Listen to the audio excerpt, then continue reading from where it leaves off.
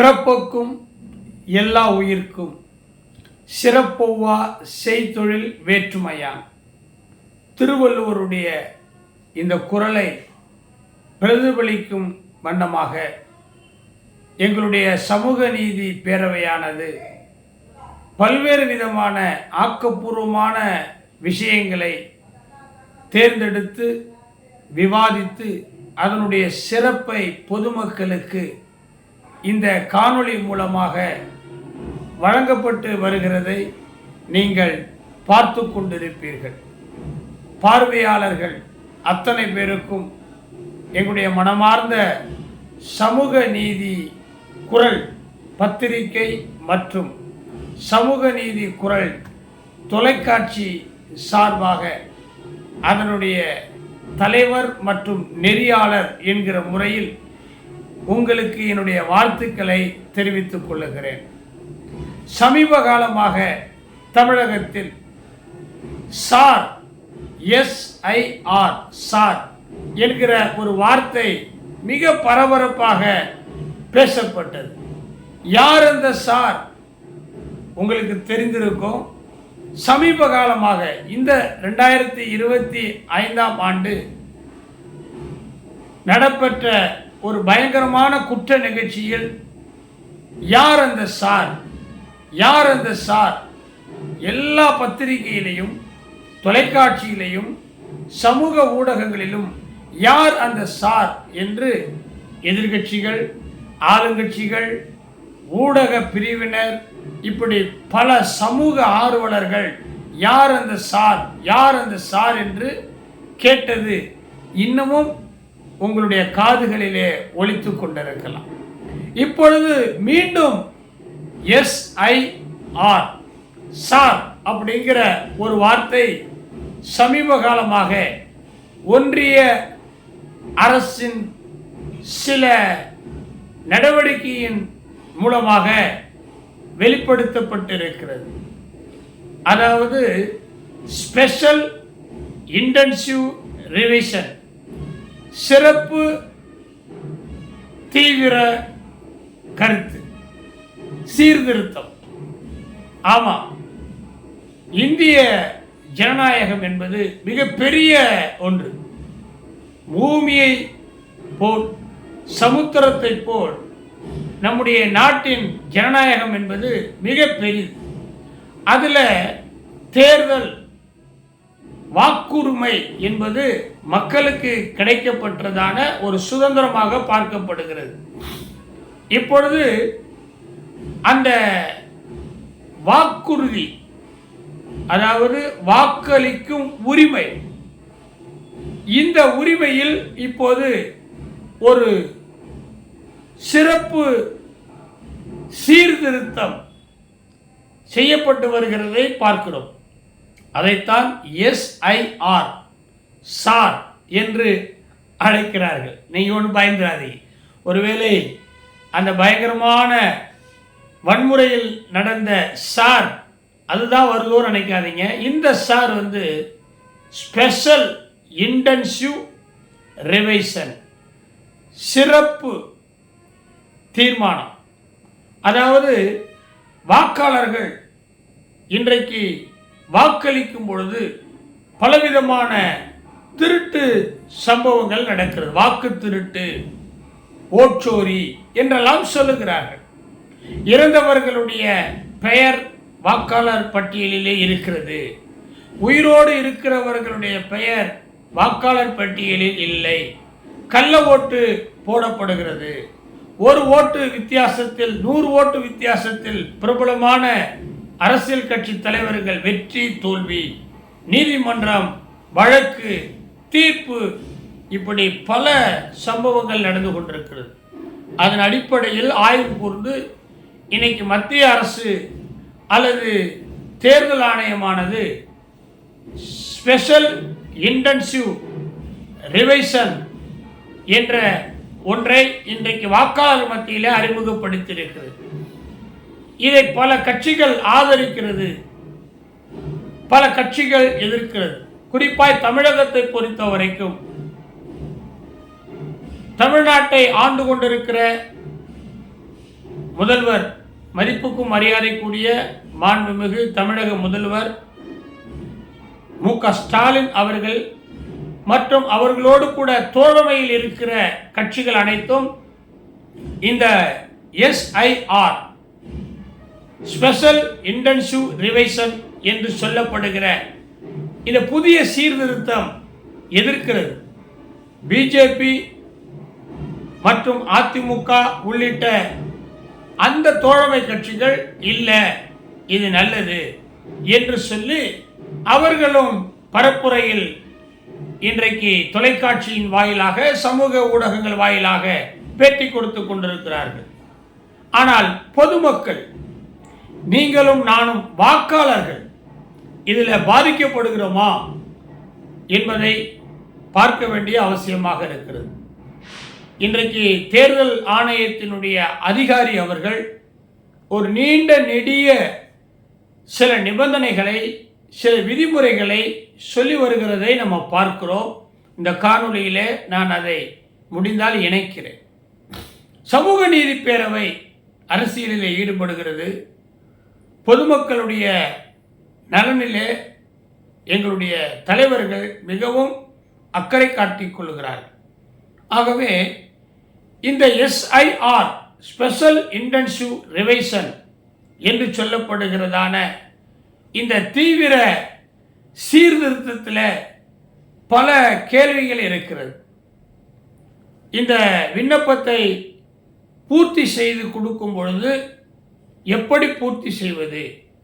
குறிப்பாக கல்வி அறிவு நிறைந்திருக்கிற தலைநகரம் சென்னை, கோயம்புத்தூர், திருச்சி, தஞ்சாவூர், கரூர், நாகப்பட்டினம், திருவாரூர், சில தலைமை இடங்களில் ஹெட் குவார்ட்டர்ஸ், மாவட்டத்தினுடைய தலைநகரங்களில் படித்திருக்கிறவர்கள் வசிக்கிற இடத்தில் அல்லது கம்ப்யூட்டர், அந்த புலனம், வாட்ஸ்அப், ஃபேஸ்புக் போன்ற இங்கிலீஷ் நாலேஜ் உள்ளவர்கள் எந்த ஒரு அப்ளிகேஷன் ஆப் அதை டவுன்லோட் செய்ய முடியும், படிக்க முடியும், அப்ளை பண்ண முடியும், ரிவைஸ் பண்ண முடியும், ரீசெட் பண்ண முடியும்.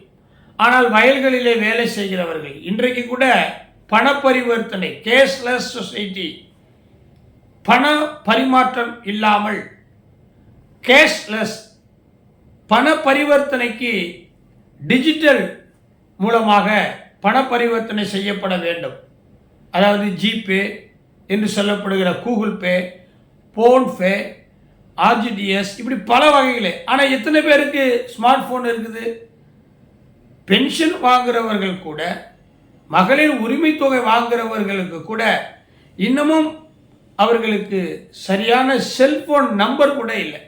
இப்படி இருக்கும் பொழுது இந்த ஸ்பெஷல் இன்டென்சிவ் ரிவைஷன், இந்த வாக்காளர்கள் தங்களுடைய தகவல்களை பதிவு செய்யும் பொழுது அவர்கள் கொடுக்குற அந்த தேர்தல் ஆணையம் கொடுக்குற அந்த அப்ளிகேஷனை படிக்கணும், அது அவங்களுக்கு புரியணும், அடித்தல் திருத்தல் இல்லாமல் அதை எழுதணும்.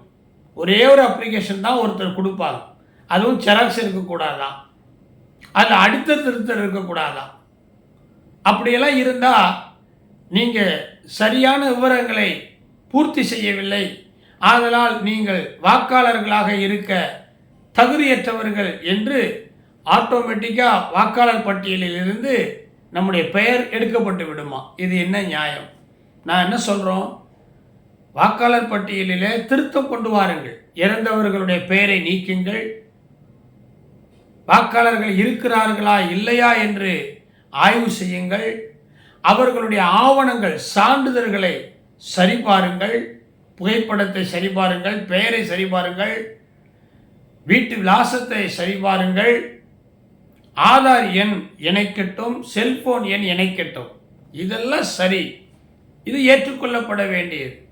ஆனால் படிப்பறிவு இல்லாதவரோ அல்லது படித்தவரோ கவனக்குறைவாய் தவறான சில தகவல்களை அங்கே பதிவு செய்யும் பொழுது வாக்கு உரிமை உனக்கு இல்லை என்று சொல்வது இந்திய திருநாட்டில் அடிமைத்தனத்தில் வாழ்வதற்கு சமமாக இருக்கும். அதுமல்லாமல் பல கேள்விகள் அதில் கேட்கப்பட்டிருப்பதாக சொல்லப்படுகிறது. அவர்கள் இணைக்கப்பட வேண்டும் என்று சொல்லப்படுகிற சான்றிதழ்கள் அரசாங்கத்தில் போய் வாங்கணும். இருப்பிட சான்றிதழ் வாங்கணும், அவங்க உயிரோடு வசிக்கிறார்கள் என்று சான்றிதழ் வாங்கணும், கல்வி சான்றிதழ் வாங்கணும், ஜாதி சான்றிதழ் வாங்கணும், அப்புறம் வில்லங்க சான்றிதழ், அப்புறம் நில உரிமை சான்றிதழ், அப்புறம் இந்திய திருநாட்டில் நிரந்தரமாக குடியிருக்கிற குடியுரிமை சான்றிதழ், பாஸ்போர்ட், டிரைவிங் லைசன்ஸ், இப்படி நிறைய சான்றிதழ்கள் ஆவணங்கள் இணைக்கப்பட வேண்டும் என்று சொல்லப்படுகிறது. நான் வேண்டாம் என்று சொல்லவில்லை. இதெல்லாம் ஒரு வாக்காளர், ஒரு ஏழை அல்லது கல்வி அறிவு இல்லாத அல்லது எந்த விதமான துணையும் இல்லாத ஒருவர் அரசாங்கத்தில் போய் இந்த சான்றிதழை வாங்க முடியுமா? அரசாங்கம் உடனே கொடுக்குமா? இதற்கு எவ்வளவு நாட்கள் ஆகும்? இப்படி திடீரென்று இப்படிப்பட்டதான ஒரு சீர்திருத்தத்தை கொண்டு வந்தால் மக்களுக்கு அது நலமா? சீர்திருத்தம் வேண்டும், நல்லதுதான். எஸ்ஐஆர் நல்லது.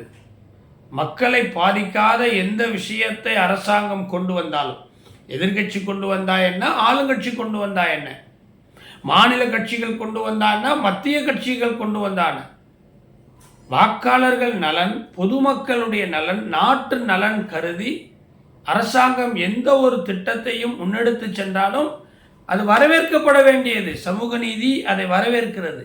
ஆனால் அதே நேரத்தில் இந்த எஸ்ஐஆர், ஸ்பெஷல் இன்டென்சிவ் ரிவைஷன், இந்த தேர்தல் ஆணையம் கொண்டு வந்திருக்கிறது எங்களுக்கு என்னமோ சரியாக தோன்றவில்லை.